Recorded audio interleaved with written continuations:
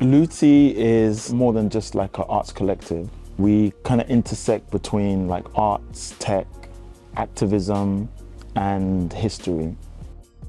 The whole inspiration for me came from a UNESCO report that said that 90% of all artwork and artifacts based in Africa actually live outside of Africa. And that was something that like was deeply unsettling for me, but also, you know, something that I've always wanted to have some sort of hand to like change. Luti described their project as a digital heist. They capture objects on display in the British Museum digitally, but say this doesn't break the museum's rules, which allow 3D scanning by visitors for non-commercial use.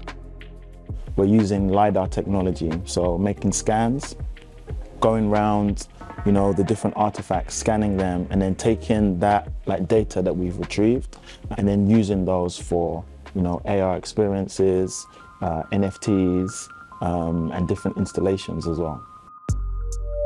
Their most recent project involved the Rosetta Stone, an ancient slab used by Egyptians to study hieroglyphics. Using free software from the company Snap, they were able to display it virtually in Egypt.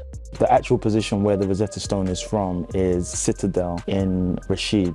Simply, you just need a AR-enabled device, Snapchat, and then you can view that in its position in Rashid. Lens Studio has this technology called custom location AR, which is basically where you can like geolocate a digital asset or a digital thing in its actual position. So it starts with the story, the Rosetta Stone, known as the Hajar Rashid. And this appears before people in scale of what it is. And the cool thing about AR is you can see it as it looks now, but also how it will have looked in the past. Exactly, how it originally looked, right? And what a lot of people don't know is that it's actually a fracture of the original stone. So part of our journey was to like actually rebuild the Rosetta Stones.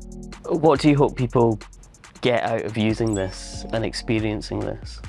With this whole like digitization of like artifacts, I see this more as something that's for the future and for the younger generation. And most of the like user base for like Snapchat is, you know, people that are a lot younger than me, like the Gen Zs and things like that. So I saw this as like the best app, but then also because of the ease of the use for the technology.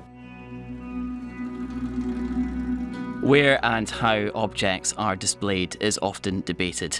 The British Museum told us there has been no formal request from the Egyptian government for the Rosetta Stone to be repatriated, and they say they work with colleagues there on exhibitions and research.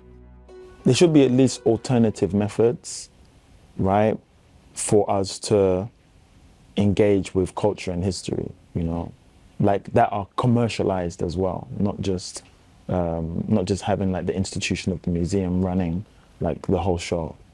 I guess they would say, though, they are engaging in that, the very fact that you're allowed to go into the museum and take a 3D scan, and they would say they're doing this themselves and working with lots of different projects around the world. Yeah, it's true. I wonder, like, because I remember when I saw that in their terms and conditions that you're allowed to make a 3D scan, and I was just like, why they would put that in the terms and conditions? But maybe they never thought of somebody like me going in and doing this and actually thinking about, you know, a digital repatriation. Maybe they didn't think that was something that's important, which even if you think about today, is probably not so much important today, but for the future, I definitely believe that the digital is going to be the future.